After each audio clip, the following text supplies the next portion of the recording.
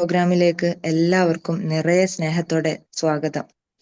288 ദിവസങ്ങൾ, 288 അതിഥികൾ, 288 വിഷയങ്ങൾ, ഇങ്ങനെ ഏറെ അഭിമാനത്തോടെ ഡിവിഷൻ അതിന്റെ പ്രയാണം മനോഹരമായി തുടരുകയാണ്. ഇന്ന് നമുക്കൊപ്പമുള്ളത് Kannur university innovation and incubation ഫൗണ്ടേഷന്റെ ഡയറക്ടറും പ്രമുഖ വിദ്യാഭ്യാസ വിദഗ്ധനുമായ ഡോക്ടർ മുനീർ സാറാണ്. കേരളത്തിലെ സ്റ്റാർട്ടപ്പ് സംരംഭകത്വ മേഖലകളിൽ വലിയ മാറ്റങ്ങൾക്ക് നേതൃത്വം നൽകുന്ന വ്യക്തിയാണ് അദ്ദേഹം. കണ്ണൂർ യൂണിവേഴ്സിറ്റിയിൽ നിന്ന് ഡോക്ടറേറ്റ് നേടിയ അദ്ദേഹം ക്ലാക്സോ സ്മിത്ത് ക്ലൈൻ, ഗോദ്റേജ് തുടങ്ങിയ പ്രമുഖ ആഗോള കമ്പനികളിലെ പ്രവർത്തന പരിചയത്തിലൂടെ അക്കാദമിക തലത്തെയും കോർപ്പറേറ്റ് ലോകത്തെയും മികച്ച രീതിയിൽ കോർത്തിണക്കുന്ന പ്രതിഭയാണ്. കോളേജ് ഓഫ് എഞ്ചിനീയറിംഗ് തലശ്ശേരിയിലെ MBA വിഭാഗം മേധാവിയായും അദ്ദേഹം സേവനമനുഷ്ഠിക്കുന്നു. ഇന്ന് ദ ഇന്നോവേറ്റേഴ്സ് മൈൻഡ് സെറ്റ് എന്ന വിഷയത്തെക്കുറിച്ചാണ് അദ്ദേഹം നമ്മളോട് സംസാരിക്കുന്നത്. പുതിയ ആശയങ്ങളെ എങ്ങനെ വിജയകരമായ സംരംഭങ്ങളാക്കി മാറ്റാം എന്ന് മനസ്സിലാക്കാൻ അദ്ദേഹത്തിന്റെ വാക്കുകൾ നമുക്കൊക്കെയും ഏറെ പ്രചോദനമാവട്ടെ. ഡോക്ടർ മുനീർ സാറിനെ ഡിവിഷൻ വേദിയിലേക്ക് ഏറ്റവും ഹൃദ്യമായി സ്വാഗതം ചെയ്യുന്നു. ഒപ്പം program director Nusiya madam, team ഇൻചാർജിൽ കൂടെയുള്ള ഷമീമ മാഡം, ടീം മെമ്പേഴ്സ്, പ്രിയപ്പെട്ട പാർട്ടിസിപ്പൻസ് എല്ലാവരെയും ഹാർദമായി സ്വാഗതം ചെയ്തുകൊണ്ട് മുനീർ സാറെ ക്ഷണിക്കുന്നു. സർ.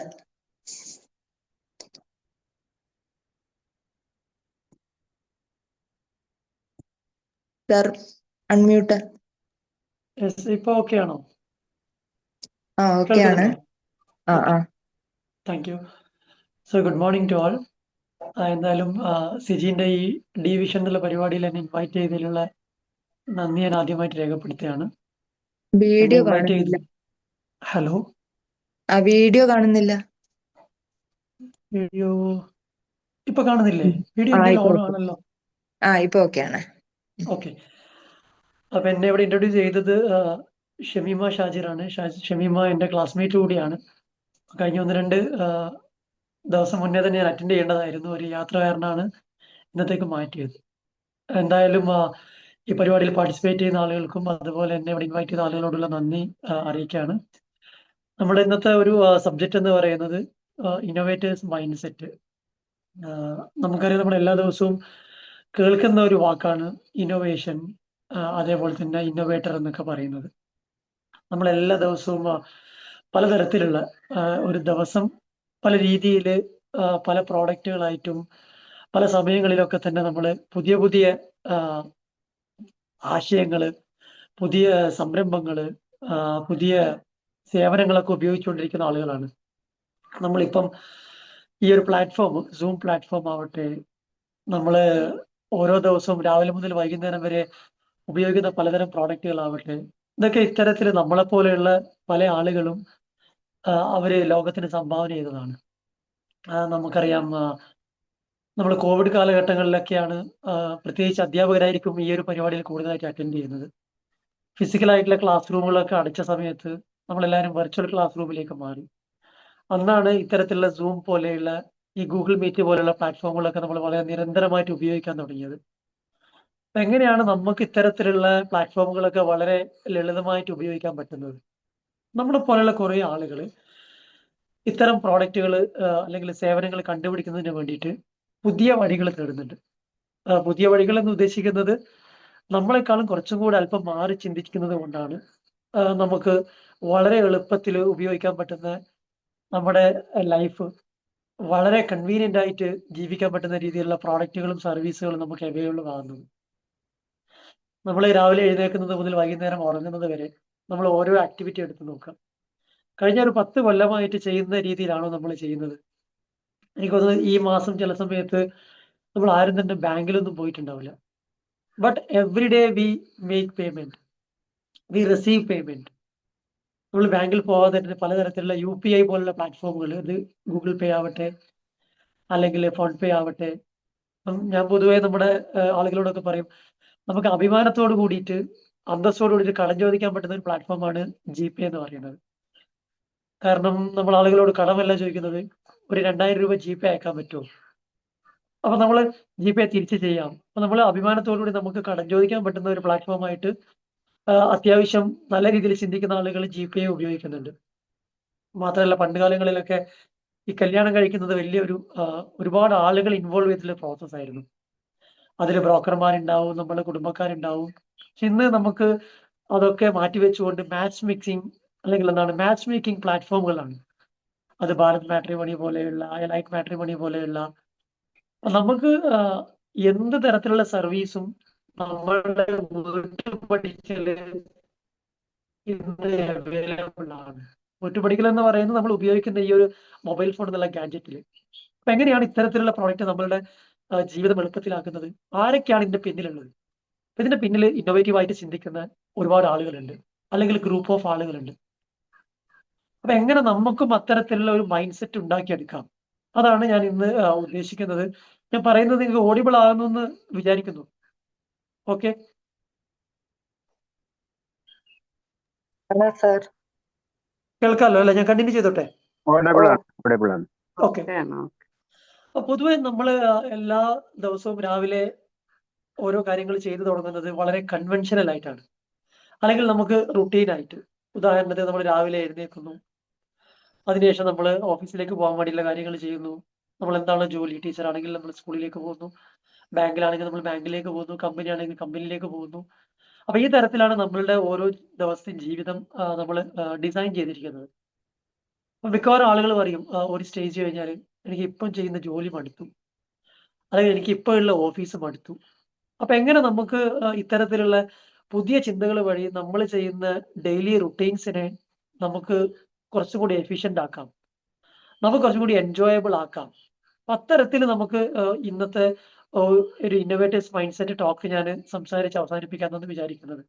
നമുക്ക് വലിയ ആഗോള തലത്തിലുള്ള ആപ്പിൾ കമ്പനികളെ കുറിച്ചൊന്നും പറഞ്ഞു കഴിഞ്ഞാൽ നിങ്ങൾക്ക് ആ ഒരു ഡോട്ട് അല്ലെങ്കിൽ കണക്ട് ചെയ്യാൻ പറ്റൂല.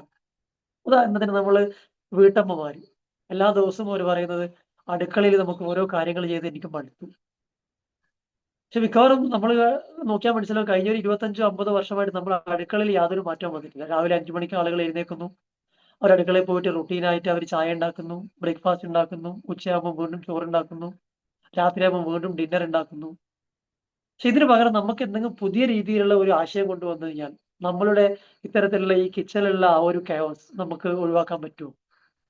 ഇങ്ങനെ ചിന്തിക്കുന്ന കുറെ ആളുകൾ ഇപ്പൊ ക്ലൗഡ് കിച്ചൺ എന്നുള്ള പുതിയൊരു കോൺസെപ്റ്റ് ഉണ്ട്. ക്ലൗഡ് കിച്ചൺ എന്ന് പറയുന്നത് ഒരു 10-20 ആളുകൾക്ക് വേണ്ടി കോമൺ ആയിട്ട് ഭക്ഷണം ഉണ്ടാക്കുന്നു, അവിടുന്ന് എല്ലാവർക്കും ഡിസ്ട്രിബ്യൂട്ട് ചെയ്യുന്നു. ചില ദിവസം ഒരു 3 ആളുകളായിരിക്കും ആ ക്ലൗഡ് കിച്ചൺ ഒരു ദിവസം മാനേജ് ചെയ്യുന്നത്, അടുത്ത ദിവസം മാനേജ് ചെയ്യുന്ന അടുത്ത 3 ആളുകളായിരിക്കും. നമ്മളൊക്കെ ചില കുടുംബങ്ങളിലൊക്കെ കാണുന്നുണ്ട്, ഒരു ഫാമിലിയിൽ 4 മക്കളുണ്ടാവും. അപ്പം അവർ 4 പേരും അടുത്തടുത്തായിരിക്കും താമസിക്കുന്നത്. കൺവെൻഷനലി കണ്ടുവരുന്നത് എന്താണ്? 4 ദിവസവും അല്ലെങ്കിൽ എവറി ഡേ മോർണിംഗിൽ ബ്രേക്ക്ഫാസ്റ്റ് 4 വീട്ടിലുണ്ടാക്കുന്നു, ഉച്ചക്ക് ലഞ്ച് എല്ലാ വീട്ടിലും ഉണ്ടാക്കുന്നു, രാത്രി ഡിന്നർ എല്ലാ വീട്ടിലും ഉണ്ടാക്കുന്നു. അതിന് പകരം എന്ത് ചെയ്യാൻ പറ്റും? നമുക്ക് കുറച്ചൊരു ഇന്നോവേറ്റീവ് ആയിട്ട് ആലോചിച്ച് കഴിഞ്ഞാൽ ഇതിനകത്ത് വലിയൊരു റോക്കറ്റ് സയൻസ് ഒന്നുമില്ല. ഒരു ദിവസം ബ്രേക്ക്ഫാസ്റ്റ് എന്ന് പറയുന്ന വീട്ടിൽ നിന്ന് ഉണ്ടാക്കുന്നു, അത് ബാക്കിയുള്ള 3 വീട്ടിലേക്കും ഡിസ്ട്രിബ്യൂട്ട് ചെയ്യുന്നു. അന്ന് ഉച്ചക്ക് ബി എന്ന് പറയുന്ന വീട്ടിൽ നിന്ന് ലഞ്ച് ഉണ്ടാക്കുന്നു, അത് മറ്റുള്ള 3 വീട്ടിലേക്കും ഡിസ്ട്രിബ്യൂട്ട് ചെയ്യുന്നു. അപ്പൊ ഇങ്ങനെ നമുക്ക് പൂൾ ചെയ്തുകൊണ്ട് നമ്മൾ ചെയ്യുന്ന ഓരോ ആക്ടിവിറ്റിയും നമുക്ക് കുറച്ചും കൂടി ഇഫക്റ്റീവ് ആയിട്ട്, കാരണം ഒരാൾക്ക് ഭക്ഷണം ഉണ്ടാക്കുന്നതും 5 പേർക്ക് ഭക്ഷണം ഉണ്ടാക്കുന്നതും അതിന്റെ ടാസ്കും അതിന്റെ എനർജിയും ഒക്കെ ഏകദേശം സെയിം ആണ്.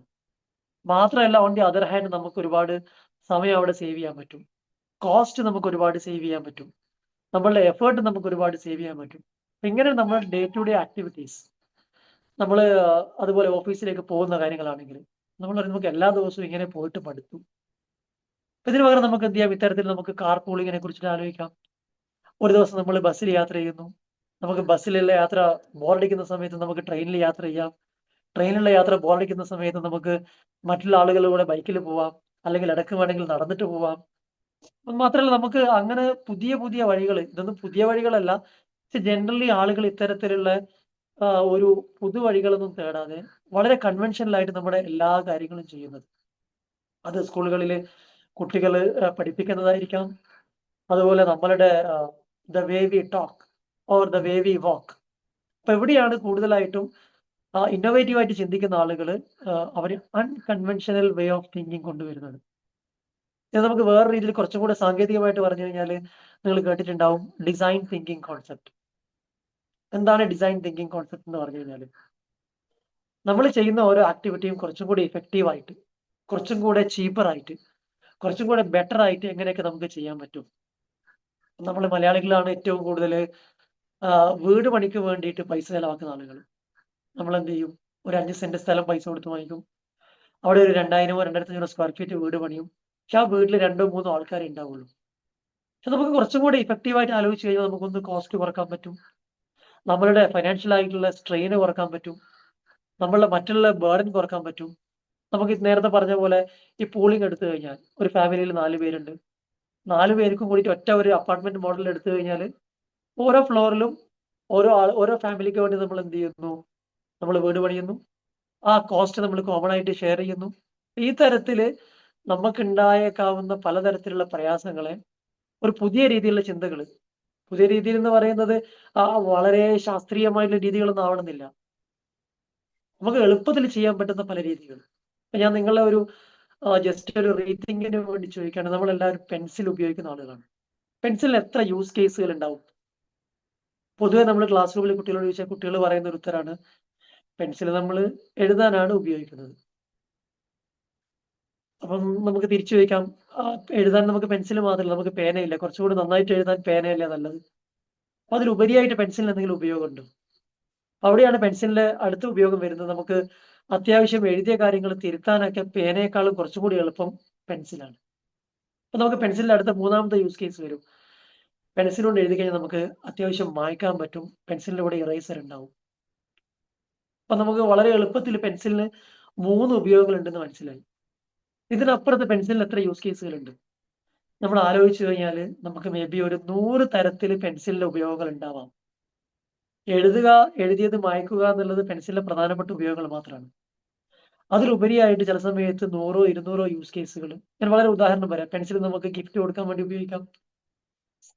പെൻസിൽ നമ്മൾ ഷാർപ്പനർ കൊണ്ട് ഷാർപ്പൻ ചെയ്ത് കഴിഞ്ഞാൽ അതിന്റെ കിട്ടുന്ന ഒരു ബൈ പ്രോഡക്റ്റ് ഉണ്ട്. നമുക്ക് അതിനെ ഡിസൈനർ ഫ്ലവേഴ്സ് ഉണ്ടാക്കാൻ വേണ്ടി ഉപയോഗിക്കാം. ഇനി വളരെ ലളിതമായിട്ട് നമുക്ക് പെൻസിൽ തലചൊറിയാൻ വേണ്ടി ഉപയോഗിക്കാം. പിന്നെ ചെറിയ കുട്ടികളൊക്കെ നമുക്ക് അത്യാവശ്യം തല്ലാനൊക്കെ ഉപയോഗിക്കാം. ഉപയോഗിക്കണം എന്നല്ല ഞാൻ പറയുന്നത്, എന്നിരുന്നാൽ പോലും. ഇനി നമുക്കൊരു ഇൻ കേസ് ഗ്യാസ് ഇല്ലാന്നിരിക്കും, 4 5 പെൻസിൽ സ്റ്റിക്ക് കിട്ടിക്കഴിഞ്ഞാൽ നമുക്ക് പെൻസിൽ വിറകാണ്, അത് വിറകായിട്ട് ഉപയോഗിക്കാം. വളരെ അൺകൺവെൻഷണൽ ആയിട്ട് ആളുകൾ ഉപയോഗിക്കുന്നതാണ്. നമ്മുടെ ഡോറിനൊക്കെ ലോക്കൊക്കെ പൊട്ടിപ്പോയി കഴിഞ്ഞാൽ നമ്മൾ അവിടെ ടവർ ബോൾട്ടിന്റെ പകരം ഒരു താക്കം കൊടുക്കാൻ വേണ്ടി പെൻസിൽ ഉപയോഗിക്കും. അപ്പൊ അങ്ങനെ നമ്മളൊരു പ്രോഡക്റ്റിന്റെയോ അല്ലെങ്കിൽ ഓരോ കാര്യത്തിന്റെ യൂസ് കേസുകൾ പരിശോധിച്ചു കഴിഞ്ഞാൽ നമുക്ക് 100 കണക്കിന് യൂസ് കേസുകൾ ഉണ്ടാവും. അതിന്റെ ഏറ്റവും മികച്ച ഉദാഹരണമാണ് നിങ്ങൾ എല്ലാവരും ഇപ്പൊ കേട്ടുകൊണ്ടിരിക്കുന്ന ഈ ഒരു ഡിവൈസ് എന്ന് പറയുന്നത് മൊബൈൽ ഫോൺ. ഒരു 25 വർഷം മുന്നേയൊക്കെ മൊബൈൽ ഫോൺ ഇറങ്ങിയ സമയത്ത് മൊബൈൽ ഫോൺ ആകെയുള്ളത് 2 ഉപയോഗങ്ങളാണ്. ഒന്ന്, മൊബൈൽ ഫോൺ നമുക്ക് ആളുകളെ കണക്ട് ചെയ്യാൻ വേണ്ടി ഉപയോഗിക്കാം, ടെലിഫോൺ വേണ്ടി ഉപയോഗിക്കാം. പിന്നീടാണ് ടെക്സ്റ്റ് മെസ്സേജ് അല്ലെങ്കിൽ SMS വേണ്ടി നമുക്ക് കമ്മ്യൂണിക്കേഷൻ ഇൻസ്റ്റന്റ് ആയിട്ട് കൊടുക്കാൻ വേണ്ടി ടെക്സ്റ്റ് മെസ്സേജിന് വേണ്ടിയിട്ട്. ഇന്ന് നമ്മൾ മൊബൈൽ ഫോണിന്റെ ഉപയോഗം നോക്കി പോയി എഴുതി കഴിഞ്ഞാൽ ചില സമയത്ത് നമുക്ക് 5 10 പേജ് വേണ്ടി വരും. മൊബൈൽ ഫോണിൽ ഇല്ലാത്തതായിട്ടുള്ള യാതൊരു തരത്തിലുള്ള യൂസ് കേസുകളും ഇല്ല. മൊബൈൽ ഫോൺ ഒരേ സമയം അത് ഫോൺ ചെയ്യാനും മെസ്സേജ് അയക്കാനും ചാറ്റ് ചെയ്യാനും ക്ലാസ് എടുക്കാൻ, അതുപോലെ മൊബൈൽ ഫോൺ ഒരു ബാങ്കാണ്, മൊബൈൽ ഫോൺ ഒരു സൂപ്പർ മാർക്കറ്റ് ആണ്, മൊബൈൽ ഫോൺ ഒരു റേഡിയോ ആണ്, ഒരു ടെലിവിഷൻ ആണ്, ഒരു തിയേറ്റർ ആണ്. അതുപോലെ ഏറ്റവും കൂടുതൽ ആളുകൾ ഇപ്പൊ മൊബൈൽ ഫോൺ ഉപയോഗിക്കുന്നത് ക്യാമറയും വീഡിയോ ഒക്കെ എടുക്കുന്നതിന് വേണ്ടിയിട്ടാണ്. അപ്പൊ ഈ തരത്തില് നമ്മൾ പോലും അറിയാത്ത 100 കണക്കിന് യൂസ് കേസുകൾ മൊബൈൽ ഫോൺ ഉണ്ടാവാം. നിങ്ങൾ ജസ്റ്റ് മൊബൈൽ ഫോണിലെ ചില സെറ്റിംഗ്സിലേക്കൊക്കെ പോയി കഴിഞ്ഞാൽ മനസ്സിലാവും. നിങ്ങളുടെ എല്ലാ ദിവസവും നിങ്ങൾ ചെയ്യുന്ന കാര്യങ്ങളുടെ സമ്മറി നിങ്ങൾക്ക് മൊബൈൽ ഫോണിൽ കിട്ടും. ഉദാഹരണത്തിന് എത്ര സമയം നിങ്ങൾ ഓൺലൈനിൽ ഉണ്ടായിരുന്നു, എത്ര സമയം നിങ്ങൾ ഓഫ്ലൈനിലായിരുന്നു, എത്ര സമയം നിങ്ങൾ വർക്ക് ടൈമിൽ മൊബൈൽ ഫോൺ ഉപയോഗിച്ചു, എത്ര സമയം നിങ്ങൾ ഡ്രൈവ് ചെയ്യുന്ന സമയത്ത് നിങ്ങൾ ഓൺലൈനിൽ ഉണ്ടായിരുന്നു എന്ന് പറഞ്ഞാൽ നമ്മളുടെ ഒരു കൺസംഷൻ പാറ്റേൺ, അതിൽ നിങ്ങൾ എവിടെയൊക്കെ പോയി. നിങ്ങൾ ജിമാപ്പ് ഒക്കെ ഓപ്പൺ ആക്കിയിട്ട് പോകുന്ന ആളുകളാണെങ്കിൽ ഓരോ മാസവും നിങ്ങൾ പോയ ഹിസ്റ്ററി ഉൾപ്പെടെയുള്ള കാര്യങ്ങൾ നമുക്ക് കിട്ടും. നിങ്ങൾ ഓരോ സമയത്തും എവിടെയായിരുന്നു കൃത്യമായിട്ട് ഒരാളുടെ പേഴ്സണൽ ഹിസ്റ്ററി നമുക്ക് ഈ മൊബൈൽ ഫോൺ അല്ലെങ്കിൽ ഡിവൈസ് തരും. ഞാൻ പറഞ്ഞു വരുന്നത്, ഓരോ കാര്യങ്ങൾക്കും നമുക്കത് കുറച്ചും കൂടെ ഇഫക്റ്റീവായിട്ട് യൂസ് ചെയ്ത് കഴിഞ്ഞാൽ നമ്മളുടെ ജീവിതവും നമ്മളുടെ മറ്റ് റുട്ടീനായിട്ട് ചെയ്യുന്ന കാര്യങ്ങളൊക്കെ വളരെ എളുപ്പത്തിലും കുറച്ചുകൂടി ഇംപ്രൂവ് ചെയ്യാൻ പറ്റും. അതാണ് ഇന്നോവേഷൻ കൊണ്ട് ഉദ്ദേശിക്കുന്നത്. പരമ്പരാഗതമായിട്ട് ആളുകൾ ചെയ്യുന്ന രീതിയിൽ നിന്ന് മാറിക്കൊണ്ട് കുറച്ചും കൂടി പുതുമയുള്ള കാര്യങ്ങൾ ചെയ്യാം. അങ്ങനെയുള്ള ഒരു മൈൻഡ് സെറ്റ് ഡെവലപ്പ് ചെയ്യുന്നതിനാണ് നമ്മൾ എന്താ പറയുന്നത്, ഒരു ഇന്നോവേറ്റീവ് ആയിട്ടുള്ള മൈൻഡ് സെറ്റ് എന്ന് പറയുന്നത്. അപ്പൊ ഈ തരത്തിലുള്ള ആ മൈൻഡ് സെറ്റ് നമുക്ക് ഉണ്ടെങ്കിൽ ഒന്നാമതായിട്ട് നമുക്ക് നമ്മുടെ ടൈം സേവ് ചെയ്യാൻ പറ്റും, നമ്മളുടെ എനർജി സേവ് ചെയ്യാൻ പറ്റും, ആൻഡ് നമ്മളുടെ കോസ്റ്റ് സേവ് ചെയ്യാൻ പറ്റും. നമുക്ക് ഒരു പരിധി വരെ നമ്മൾ മറ്റുള്ളവരെക്കാളും എഫിഷ്യന്റ് ആയിട്ടുള്ള ഒരാളായിട്ട് മാറും. ഞാൻ വളരെ ലളിതമായിട്ട് പറയാം, കുട്ടികളൊക്കെ ഇന്ന് പലതരത്തിലുള്ള ടെക്നോളജി യൂസ് ചെയ്യുന്നുണ്ട്. അത് അവരുടെ അക്കാഡമിക് ലൈഫിലായിക്കോട്ടെ, അല്ലെങ്കിൽ അവരുടെ മറ്റുള്ള സ്റ്റുഡന്റ് ഡെയിലി ലൈഫിലായിക്കോട്ടെ, വളരെ എളുപ്പത്തിൽ കാര്യങ്ങൾ ചെയ്യാൻ പറ്റുന്നു. ഇപ്പൊ നമ്മളൊക്കെ പൊതുവിൽ കുട്ടികളോട് പറയുന്നത്, നിങ്ങൾ ഓവറായിട്ട് ChatGPT ഉപയോഗിക്കാൻ പാടില്ല, നിങ്ങൾ ഓവറായിട്ട് ടെക്നോളജി ഉപയോഗിക്കാൻ പാടില്ല. പക്ഷെ പൊതുവെ പറയുന്നത്, നമ്മളെ പ്രത്യേകിച്ച് കുട്ടികളാണ് ഏറ്റവും കൂടുതൽ ടെക്നോളജിയൊക്കെ എംബ്രേസ് ചെയ്യുന്നത്. എന്റെ വ്യക്തിപരമായിട്ടുള്ള അഭിപ്രായം, കുട്ടികളുടെ മറ്റ് എത്തിക്കൽ സൈഡൊക്കെ ഉണ്ടെങ്കിൽ പോലും കുട്ടികളെ ടെക്നോളജി ഉപയോഗിക്കുന്നത് നമ്മൾ തടയാൻ പാടില്ല. കാരണം AI എന്നുള്ള യുഗത്തിലാണ് നമ്മൾ ജീവിക്കുന്നത്. ഈ AI-ന്റെ യുഗത്തിൽ നമ്മൾ ഇന്ന് കുട്ടികളോട് അധികമായിട്ട് ChatGPT ഉപയോഗിക്കാൻ പാടില്ല, AI ടൂളുകൾ ഉപയോഗിക്കാൻ പാടില്ല, ഇതൊക്കെ പറഞ്ഞിട്ട് ഒരു വലിയ ഫിലോസഫേഴ്സ് ഒക്കെ വരും. പക്ഷെ 2030 ഒക്കെ ആകുമ്പോഴത്തേക്ക് അവരുടെ ഒരു കരിയർ സ്റ്റാർട്ട് ചെയ്യുന്ന സമയത്ത് ഏകദേശം AI നമ്മുടെ ലോകത്തെ മൊത്തം കീഴടക്കിയിട്ടുണ്ടാവും. അന്ന് നമ്മളുടെ ബെഡ്റൂം ടു ബോർഡ് പൊതുവെ നമ്മൾ പറയുന്ന ഒരു ഫ്രേസ് തന്നെയാണ്, ബെഡ്റൂം മുതൽ ബോർഡ് വരെ ടെക്നോളജി അവിടെ ഉണ്ട്. നമുക്കറിയാം, നമ്മൾ വിദേശത്തൊക്കെ ഇരുന്നിട്ടാണ് നമ്മുടെ വീട്ടിലെ AC ഒക്കെ ഓഫ് ചെയ്യുന്നത് അല്ലേ?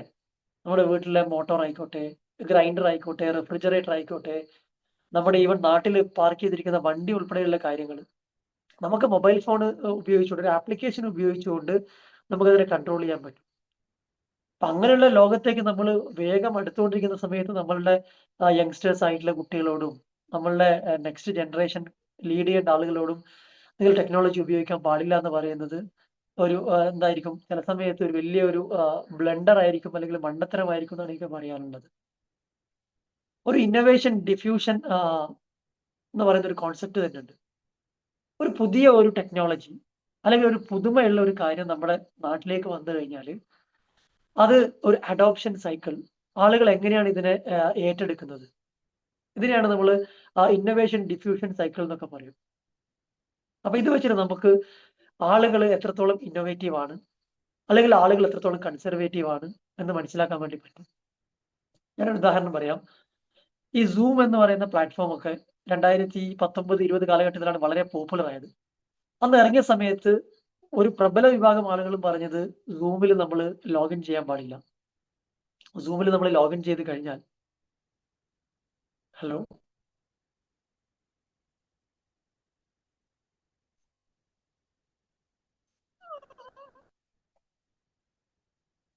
ഹലോ ഞാൻ പറയുന്നത് കേൾക്കുന്നില്ലേ? ഹലോ കേൾക്കാം സർ. സാറേ കേൾക്കുന്നുണ്ട്, വ്യക്തമാണ്. Okay okay. അപ്പം കുറെ ആളുകൾ പറഞ്ഞത്, സൂം നമ്മൾ നമ്മുടെ മൊബൈൽ ഫോണിൽ ഇൻസ്റ്റാൾ ചെയ്ത് കഴിഞ്ഞാൽ അത് നമ്മുടെ ഗൂഗിൾ പേയുമായിട്ട് ഒരു സ്പാംവെയർ വഴി കണക്ട് ചെയ്യും. അതുവഴി ഈ സൂം ഉപയോഗിക്കുന്ന ആളുകൾക്ക് നമ്മളുടെ ബാങ്ക് അക്കൗണ്ടിലേക്ക് ആക്സസ് കിട്ടും, അതുകൊണ്ട് അത് ഉപയോഗിക്കാൻ പാടില്ല. അന്ന് അത്തരം കാര്യങ്ങൾ പറഞ്ഞ ആളുകൾ ഇന്ന് സൂം വെച്ചിട്ട് എൻട്രൻസ് കോച്ചിങ് നടത്തിക്കൊണ്ടിരിക്കുകയാണ്. പക്ഷെ അന്ന് അവരത് ഉപയോഗിച്ചിരുന്നെങ്കിൽ, കുറച്ചും കൂടെ മറ്റുള്ള ആളുകളോട് അഡ്വക്കേറ്റ് ചെയ്തിരുന്നെങ്കിൽ, ആ ഒരു ജനറേഷൻ തന്നെ കുറച്ചും കൂടെ ഒരു ടെക് സാവി ആകുമായിരുന്നു. ഒരു ടെക്നോളജി നമ്മളെ നാട്ടിൽ ലോഞ്ച് ചെയ്ത് കഴിഞ്ഞാൽ അതിന്റെ ആ ഒരു മൊമെന്റിൽ തന്നെ അത് അക്സെപ്റ്റ് ചെയ്യുന്ന ആളുകളെയാണ് നമ്മൾ ആക്ച്വലി എന്ത് പറയുന്നത്, ഒരു ഇന്നോവേറ്റേഴ്സ് എന്ന് പറയുന്നത്. പൊതുവിൽ ഒരു 2% മുതൽ 3% വരെ ആളുകളെ അത്തരത്തിൽ ടെക്നോളജി എംബ്രേസ് ചെയ്യും ആ ഫസ്റ്റ് മൊമെന്റിൽ തന്നെ. മിക്കവാറും നമ്മളെ പോലുള്ള ആളുകൾ എന്ത് ചെയ്യും, കുറച്ച് ആളുകൾ ഇത്തരത്തിലുള്ള ടെക്നോളജി, ഏത് ടെക്നോളജി ആവട്ടെ, ഇപ്പൊ ഗൂഗിൾ പേ തന്നെ എനിക്ക് ഓർമ്മയുണ്ട്, അത് വന്ന സമയത്ത് എന്തോ ഗൂഗിൾ പേ ലൈറ്റ് എന്ന് പറഞ്ഞിട്ടാണ് ഇറങ്ങിയത്. ആ സമയത്തൊക്കെ അത് ഉപയോഗിച്ചത് വളരെ ചുരുക്കം ചില ആൾക്കാരാണ്. ചില ആളുകൾ എന്ത് ചെയ്യും, ഒരു കുറച്ച് ആളുകൾ ഉപയോഗിച്ചതിന് ശേഷം എനിക്ക് ആ ടെക്നോളജി ഉപയോഗിക്കാം, അല്ലെങ്കിൽ ആ പ്രോഡക്റ്റ് ഉപയോഗിക്കാം. അതൊരു ഏകദേശം ഒരു 10 മുതൽ 15% ആളുകളാണ്. അവർ നമ്മൾ പറയുന്നത് ഏർലി ഏർലി അഡോപ്റ്റേഴ്സ് എന്ന് പറയും. അത് അടുത്തൊരു വിഭാഗം ഉണ്ട്, കുറെ ആളുകളൊക്കെ ഉപയോഗിക്കട്ടെ, അവരുടെ ഫീഡ്ബാക്ക് നമ്മൾ അറിയട്ടെ. അത് അറിഞ്ഞതിന് ശേഷം ഞാൻ ഈ ടെക്നോളജി ഉപയോഗിക്കാം അല്ലെങ്കിൽ ഈ പ്രോഡക്റ്റ് ഉപയോഗിക്കാം. അത്തരത്തിലുള്ള ആളുകളെ പറയുന്നത് നമ്മൾ ലേറ്റ് മെജോറിറ്റി. അതൊരു 10-35% ആളുകളുണ്ട്.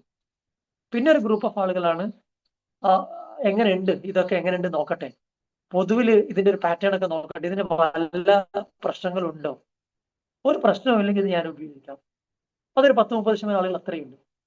മറ്റു ചില ആളുകളുണ്ട്, അവരെ ഇനി നമ്മൾ എന്തൊക്കെ പറഞ്ഞാലും അത് വളരെ ലേറ്റ് ആയിട്ട് മാത്രമേ ഉപയോഗിക്കുള്ളൂ, അല്ലെങ്കിൽ മിക്കവാറും ആളുകൾ അത് ഉപയോഗിക്കുകയില്ല. അത്തരം ആളുകളെ നമ്മൾ പറയുന്നത് ലഗാർഡ്സ് ആണ് പറയുന്നത്. എന്ന് പറഞ്ഞാൽ ഒരു ടെക്നോളജിയോ ഒരു പുതിയ പ്രോഡക്റ്റോ ഒരു പുതിയ കോൺസെപ്റ്റ്, ഇപ്പോഴും ChatGPT-ക്കെതിരെ സംസാരിച്ചുകൊണ്ടിരിക്കുന്ന ആളുകളുണ്ട്. AI മനുഷ്യന്മാരെ കൊല്ലാൻ പോവാണ്, മനുഷ്യന്മാരെ ജോലിയൊക്കെ AI തട്ടിക്കളയും എന്നൊക്കെ പറഞ്ഞിട്ട് AI-ക്കെതിരെ ഇപ്പോഴും നഖശിഖാന്തം എതിർക്കുന്ന ഒരുപാട് ആളുകളുണ്ട്.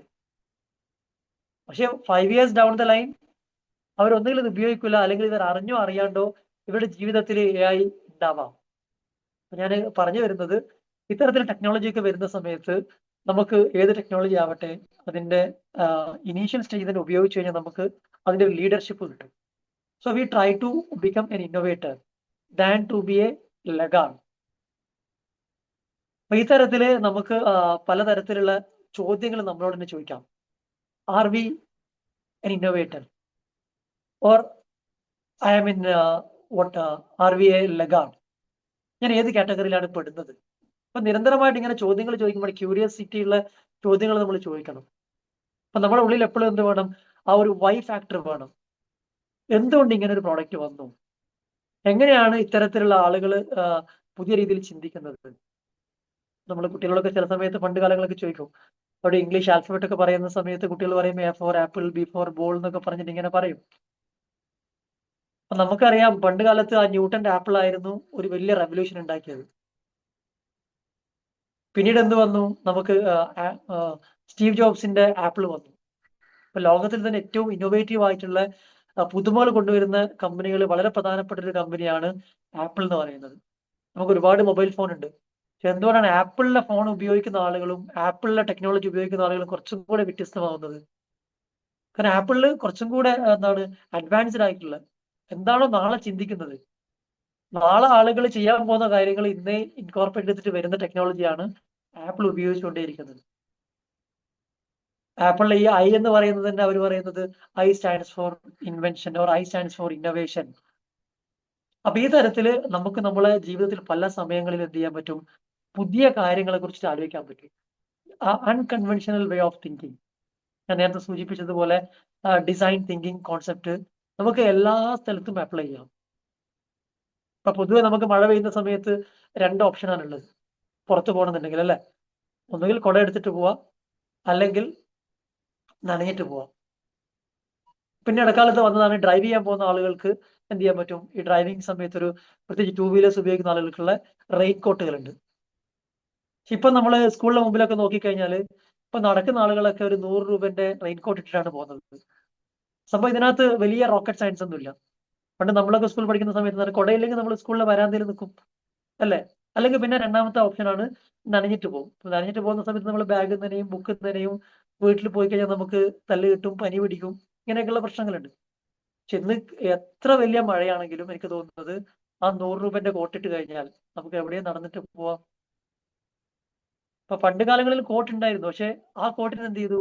വളരെ സിമ്പിൾ ആയിട്ട് ഏതൊരാൾക്കും, ചെറിയ കുട്ടിയാവട്ടെ വലിയ ആളുകളാവട്ടെ, എനിക്ക് തോന്നുന്നത് 50-100 ഗ്രാം മാത്രമേ കോട്ട് ഉണ്ടാവുള്ളൂ. അപ്പൊ ഈ തരത്തിൽ നമ്മുടെ ലൈഫ് ഈസി ആക്കുന്ന രീതിയിലുള്ള പലതരത്തിലുള്ള വേ ഓഫ് തിങ്കിങ് നമുക്ക് കൊണ്ടുവരാൻ പറ്റും. അത് നമ്മളെ യാത്രകളിൽ കൊണ്ടുവരാം, നമ്മളുടെ ചിന്തകളിൽ കൊണ്ടുവരാം. ഇവൻ നമ്മളെ ഇപ്പൊ ആളുകൾ പറയും ജോലിയൊക്കെ ചെയ്ത് മടുത്തു. അപ്പൊ നിങ്ങൾക്ക് ഇങ്ങനെ ആലോചിക്കാം, എങ്ങനെ ജോലി ചെയ്യാതെ പൈസ ഉണ്ടാക്കാം, എങ്ങനെ ജോലി ചെയ്യാതെ നമുക്ക് വരുമാനം ഉണ്ടാക്കാം. അപ്പൊ നമുക്ക് അതിനു വേണ്ടിയിട്ടാണ് ഇന്ന് ഈ AI ടൂളുകൾ അവൈലബിൾ ആയിട്ടുള്ളത്, സോഷ്യൽ മീഡിയ നമുക്ക് അവൈലബിൾ ആയിട്ടുള്ളത്. ഞാൻ കൂടുതലും എൻ്റെ കോർ ഏരിയ എന്ന് പറയുന്നത് ഇന്നോവേറ്റീവ് ആയിട്ടുള്ള ബിസിനസ് മോഡലുകളിലാണ്. നമ്മളുടെ കണ്ണൂർ യൂണിവേഴ്സിറ്റി ഇന്നോവേഷൻ സെന്റർ ഉണ്ട്. അവിടെ കൂടുതലായിട്ടും വരുന്ന കമ്പനികൾ എന്ന് പറയുന്നത്, പണ്ട് കാലങ്ങളിൽ നമുക്കറിയാം ഒരു കമ്പനി എന്ന് പറയുന്നത് 500, 1000, 2000, 10,000 എംപ്ലോയീസ് ഉള്ള കമ്പനിയാണ്. ഇന്ന് ലോകത്തിൽ ഏറ്റവും വലിയ കമ്പനികളെ പേര് ചോദിച്ചു കഴിഞ്ഞാൽ നമ്മൾ പറയും ഗൂഗിൾ, അല്ലെ? Facebook, Netflix, Amazon, apple. നമ്മൾ ഈ പറഞ്ഞ എല്ലാ കമ്പനികളെ പ്രോഡക്റ്റ് നമ്മൾ എല്ലാവരും യൂസ് ചെയ്യുന്നുണ്ട്, അല്ലേ? പക്ഷെ ആ കമ്പനീന്റെ ആരെങ്കിലും പറഞ്ഞിട്ടാണോ നമ്മൾ ഫേസ്ബുക്ക് ഉപയോഗിക്കുന്നത്? ഗൂഗിളിൽ ആരെങ്കിലും മാർക്കറ്റ് ചെയ്തിട്ടാണോ നമ്മൾ ഗൂഗിളിലെ പ്രോഡക്ട്സ് ഉപയോഗിക്കുന്നത്? നെറ്റ്ഫ്ലിക്സിന്റെ ആരെങ്കിലും വന്നിട്ട് നമ്മളോട് സബ്സ്ക്രൈബ് ചെയ്യാൻ പറഞ്ഞോ? പോട്ടെ, നമ്മൾ ഏറ്റവും കൂടുതൽ ഉപയോഗിക്കുന്നതാണ് ഫേസ്ബുക്ക്, ഇൻസ്റ്റാഗ്രാം, വാട്സപ്പ് പോലുള്ളത്. നമുക്ക് ഈ പറഞ്ഞ മെറ്റയുടെ കമ്പനിയിലെ ഏതെങ്കിലും ഒരാളെ പേരെങ്കിലും നമുക്കറിയാം, അപ്പാർട്ട് ഫ്രം സുക്കർബർഗ്? ഇപ്പൊ ലോകത്ത് 250 കോടി ആളുകൾ ഉപയോഗിക്കുന്ന പ്ലാറ്റ്ഫോമാണ് മെറ്റയുടെ പ്ലാറ്റ്ഫോമുകൾ. 250 കോടി കസ്റ്റമേഴ്സിനെ റൺ ചെയ്യാൻ വേണ്ടിയിട്ട് അവർക്ക് ഹാർഡ്ലി 2000-3000 ആൾക്കാരെ ഉണ്ടാവുള്ളൂ ഗ്ലോബലി. അപ്പൊ എങ്ങനെയാണ് ഇവർ റൺ ചെയ്യുന്നത്? കാരണം അവരുടെ കമ്പനി എന്ന് പറയുന്നത് ഒരു ഇന്നോവേഷൻ ബേസ്ഡ് കമ്പനിയാണ്, ടെക്നോളജി ബേസ്ഡ് കമ്പനിയാണ്. പക്ഷെ നമുക്ക് ആപ്പിൾ പോലെയോ അല്ലെങ്കിൽ ഫേസ്ബുക്ക് പോലെയോ ആവാൻ പറ്റുമോ എന്ന് ചോദിച്ചു കഴിഞ്ഞാൽ പറ്റാണ്ടില്ല. എന്താണ് ഫേസ്ബുക്ക് ചെയ്യുന്നത്? നമ്മളെ പോലുള്ള ആളുകൾ പോസ്റ്റ് ചെയ്യുന്ന വാർത്തകളാണ് അവരുടെ ന്യൂസ് എന്ന് പറയുന്നത്. നമ്മളുടെ പോസ്റ്റുകളാണ് അവരുടെ കണ്ടന്റ് എന്ന് പറയുന്നത്. ഇപ്പൊ ലോകത്ത് നമ്മളെ പോലുള്ള ആളുകൾ കോൺട്രിബ്യൂട്ട് ചെയ്യുന്ന കണ്ടന്റ് വെച്ചിട്ട് ലോകത്തിൽ ഏറ്റവും വലിയ മീഡിയ കമ്പനി റൺ ചെയ്യുന്നു. വളരെ കുറച്ചും കൂടെ നമുക്ക് വളരെ എളുപ്പത്തിൽ മനസ്സിലാവുന്ന ഒരു ഉദാഹരണം കൂടി പറഞ്ഞ് ഞാൻ അവസാനിപ്പിക്കാം. നമ്മുടെ നാട്ടിലൊക്കെ പണ്ട് ലോഡ്ജും അതേപോലെ തന്നെ ഹോട്ടൽ മുറികളൊക്കെ ഉണ്ടായിരുന്നു അല്ലേ? മിക്കവാറും ലോഡ്ജുകളിൽ പകുതി റൂമും വേക്കന്റ് ആയിരിക്കും. ആ റൂമുകളെ ഇഫക്റ്റീവായിട്ട് രണ്ടുപേർക്കും യൂസ് ചെയ്യാൻ പറ്റുന്ന രീതിയിൽ കസ്റ്റമേഴ്സിന് ഡിസ്കൗണ്ടഡ് റേറ്റിൽ റൂം കൊടുക്കാൻ പറ്റുന്നു. അതേപോലെ തന്നെ ഫ്രീ ആയിട്ട് കിടക്കുന്ന റൂമുകളെ ഓൺലൈനിൽ വെച്ചിട്ട് വിൽക്കുന്ന പ്ലാറ്റ്ഫോമുകളാണ് ഓയോ റൂംസ് അല്ലെങ്കിൽ എയർബിഎൻബി പോലുള്ള പ്ലാറ്റ്ഫോമുകൾ. സ്വന്തമായിട്ട് ഒരു ഹോട്ടലും ഇല്ലാണ്ട് ലോകത്ത് ഏറ്റവും വലിയ ഹോട്ടൽ റൂം ബുക്കിംഗ് കമ്പനിയാണ് എയർബിഎൻബി എന്ന് പറയുന്നത്. സ്വന്തമായിട്ട് ഒരു കാർ പോലും ഇല്ലാണ്ട് ലോകത്തിലെ ഏറ്റവും വലിയ ടാക്സി കമ്പനി റൺ ചെയ്യുന്നതാണ് യൂബർ എന്ന് പറയുന്നത്. സ്വന്തമായിട്ടൊരു കണ്ടന്റ് പോലും ഉണ്ടാക്കാതെ ലോകത്തിലെ ഏറ്റവും വലിയ മീഡിയ മാനേജ് ചെയ്യുന്ന കമ്പനിയാണ് ഫേസ്ബുക്ക് എന്ന് പറയുന്നത്. അപ്പൊ ഈ തരത്തിൽ നമുക്കും നമ്മുടെ കയ്യിൽ പ്രോഡക്റ്റ് ഇല്ലെങ്കിലും നമ്മളെ കയ്യിൽ വലിയ വരുമാനമൊന്നും ഇല്ലെങ്കിലും നമുക്ക് ടെക്നോളജി ഉപയോഗിച്ചുകൊണ്ട് നിങ്ങൾ ചെയ്യുന്ന ജോലിയിൽ നിന്ന് നമുക്ക് ഒരുപാട് വലിയ രീതിയിലുള്ള എന്റർപ്രൈസുകൾ ഉണ്ടാക്കാൻ പറ്റും. എസ്പെഷ്യലി ടീച്ചേഴ്സ് ആയിട്ടുള്ള ആളുകൾ, എഴുത്തുകാരായിട്ടുള്ള ആളുകളൊക്കെ നമുക്ക് എന്ത് ചെയ്യാൻ പറ്റും? ChatGPT പോലുള്ള ടൂളുകൾ ഉപയോഗിച്ചുകൊണ്ട് അതിലേക്കുള്ള പെയ്ഡ് വേർഷൻ ഉപയോഗിച്ചുകൊണ്ട് നമ്മളുടെ ഓൺ ദി വൺ സൈഡ് നമ്മളുടെ പ്രൊഡക്ടിവിറ്റി കൂട്ടാൻ പറ്റും, നമ്മളുടെ ഇൻകം കൂട്ടാൻ പറ്റും. മാത്രമല്ല എൻഡ് ഓഫ് ദി ഡേ നമ്മളുടെ ലൈഫ് കുറച്ചും കൂടെ ബെറ്റർ ആക്കാൻ പറ്റും, ഈസി ആക്കാൻ പറ്റും. അതിനെന്ത് വേണം? നമുക്കൊരു അൺകൺവെൻഷണൽ വേ ഓഫ് തിങ്കിങ് വേണം, ഒരു സെപ്പറേറ്റ് ആയിട്ടുള്ള ഒരു മൈൻഡ് സെറ്റ് വേണം. എന്തുകൊണ്ട് എനിക്ക് ഇങ്ങനെയൊക്കെ ചെയ്തുകൂടാ? ഈ രീതിയിൽ ചെയ്ത് കഴിഞ്ഞാൽ അതിന്റെ ഇമ്പാക്ട് ഇഫക്റ്റ് എന്തായിരിക്കും? മാത്രമല്ല നിങ്ങൾക്ക് ഇത് ടെസ്റ്റ് ചെയ്യാൻ ഇന്ന് പലതരത്തിൽ AI ടൂളുകൾ ഉണ്ട്. നിങ്ങൾക്ക് അത് കൃത്യമായിട്ട് അതിന്റെ അൽഗോരിതവും അതിന്റെ വേസ് ആൻഡ് മീൻസും പറഞ്ഞു തരും. നിങ്ങൾ ഇങ്ങനെ ചെയ്ത് ഇതിന്റെ റിസ്ക് എന്തെങ്കിലും ഉണ്ടോ? കൃത്യമായിട്ട് നമുക്ക് you can easily train your AI tool. അപ്പൊ ആ തരത്തിൽ നമുക്കുള്ള ടെക്നോളജികളെയൊക്കെ വളരെ ഇഫക്റ്റീവായിട്ട് ഉപയോഗിക്കാൻ പറ്റും. അങ്ങനെ ഉപയോഗിക്കുന്നതിന് വേണ്ടി നമ്മൾ എന്ത് ചെയ്യണം? നമ്മൾ കുറെ ചോദ്യങ്ങൾ ചോദിക്കണം, നമ്മളോട് തന്നെ ആദ്യം ചോദിക്കണം. എന്നിട്ട് നമ്മൾ കുട്ടികളിലുള്ള ഇത്തരത്തിലുള്ള പുതിയ ആശയങ്ങളെയും പ്രത്യേകിച്ച് ക്രിയേറ്റീവ് ആയിട്ടാണ് കുട്ടികൾ ചിന്തിക്കുക. ആ കുട്ടികളിലുള്ള ക്രിയേറ്റിവിറ്റിയെ നമ്മൾ ഒരിക്കലും നിരുത്സാഹപ്പെടുത്തരുത്. അവരിങ്ങനെ ചോദ്യം ചോദിക്കണം. നമുക്ക് വീട്ടിലൊക്കെ നോക്കിയാൽ മനസ്സിലാവും കുട്ടികൾ എത്ര നമ്മളൊക്കെ വിചാരിക്കുന്നതിനേക്കാൾ എളുപ്പത്തിലായിരിക്കും ഓരോ കാര്യങ്ങളും ചെയ്യുന്നത്. നമ്മളെപ്പോഴും വളരെ സ്ട്രെയിറ്റ് ആയിട്ടുള്ള തിങ്കിങ് പാറ്റേൺ ആയിരിക്കും. നമ്മൾ ആദ്യം മനസ്സിലാക്കേണ്ടത് നമ്മൾ ആ പാറ്റേൺ റെക്കഗ്നൈസ് ചെയ്യണം. എവിടെയാണ് നമ്മൾ പല സ്ഥലത്തും റോഡ് ബ്ലോക്ക് ഉണ്ടാക്കുന്നത്? So these innovative thinking will make your way much easier. നമുക്ക് ഉണ്ടാകുന്ന റോഡ് ബ്ലോക്സ് ഒക്കെ മാറ്റി തന്നിട്ട് ഓപ്പർച്യൂണിറ്റി മാത്രം നോക്കുന്ന രീതിയിൽ ഉള്ള ഒരു മൈൻഡ് സെറ്റ് നമുക്ക് ഉണ്ടാക്കാൻ പറ്റും. അത്തരത്തില് മൈൻഡ് സെറ്റ് ഉണ്ടാക്കാൻ നിങ്ങൾക്ക് പറ്റട്ടെ എന്ന് മാത്രം പറഞ്ഞുകൊണ്ട് ഞാൻ തൽക്കാലം അവസാനിപ്പിക്കുകയാണ്. എന്റെ ടൈം ഏകദേശം അവസാനിച്ചെന്ന് തോന്നുന്നു. എന്തായാലും ഈ സെഷനിൽ വളരെ ക്ഷമാപൂർവ്വം ഇരുന്ന എല്ലാവരോടുള്ള നന്ദി ഞാൻ രേഖപ്പെടുത്തുകയാണ്. Thank you very much. Thank you sir. ചില പ്രഭാഷണങ്ങൾ അറിവ് പകരും, ചിലത് ചിന്തിപ്പിക്കും. അപൂർവം ചിലത് മാത്രമേ നമ്മൾ ലോകത്തെ കാണുന്ന രീതിയെ തന്നെ മാറ്റുകയുള്ളൂ. ഇന്നത്തെ ഈ പ്രഭാതം അത്തരം ഒരു അനുഭവമായിരുന്നു. 288 അതെ, centre for information and guidance India നടത്തുന്ന ഡിവിഷന്റെ 288ാമത്തെ ദിവസമായിരുന്നു ഇന്ന്. ഇന്നത്തെ ഇന്നോവേറ്റേഴ്സ് മൈൻഡ് സെറ്റ് എന്ന വിഷയത്തിലൂടെ പുതുമ എന്നത് എല്ലായ്പ്പോഴും പുതിയ ഒന്ന് കണ്ടുപിടിക്കുന്നതിലല്ല, മറിച്ച് നമുക്ക് ചുറ്റുമുള്ള സാധാരണ കാര്യങ്ങളെ അസാധാരണമായ സാധ്യതകളുടെ കണ്ണിലൂടെ കാണുന്നതിലാണെന്ന് മുനീർ സർ മനോഹരമായി നമ്മെ ബോധ്യപ്പെടുത്തി.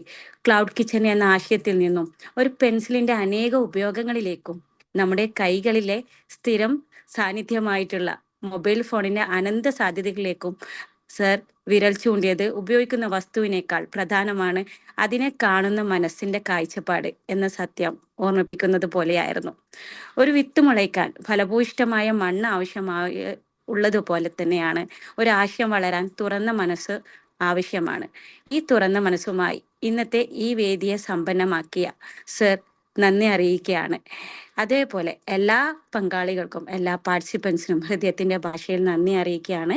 കൂടെ നമ്മുടെ പ്രിയപ്പെട്ട പ്രോഗ്രാം ഡയറക്ടർ ന്യൂസിയ മാം, ടീം ഇൻചാർജ് ആയിട്ടുള്ള നസീബ ടീച്ചർ, ഷമീമ മാം, എല്ലാവർക്കും നന്ദി അറിയിക്കുകയാണ്. ഈ പ്രഭാതത്തിൽ തെളിഞ്ഞ നവീകരണത്തിന്റെ തീപ്പൊരി ഓരോ മനസ്സിലും പുതിയ സാധ്യതകളുടെ വെളിച്ചമായി പടരട്ടെ. നവീകരണത്തിന്റെ ലോകത്ത് ഏറ്റവും വലിയ അപകടം പരാജയമല്ല, മാറ്റങ്ങളെ സ്വീകരിക്കാൻ വൈകുന്ന ഒരു ലഗാർഡ് ആയി മാറുന്നതിലാണ്. സാറിന്റെ ഒരു ചോദ്യം തന്നെ ഞാൻ അവസാനമായി കുറിക്കുന്നു. നിങ്ങൾ ഇന്നോവേറ്റീവേഴ്സ് ആണോ ലഗാർഡ്സ് ആണോ? തിരിച്ചറിയുക. Have a nice day to all.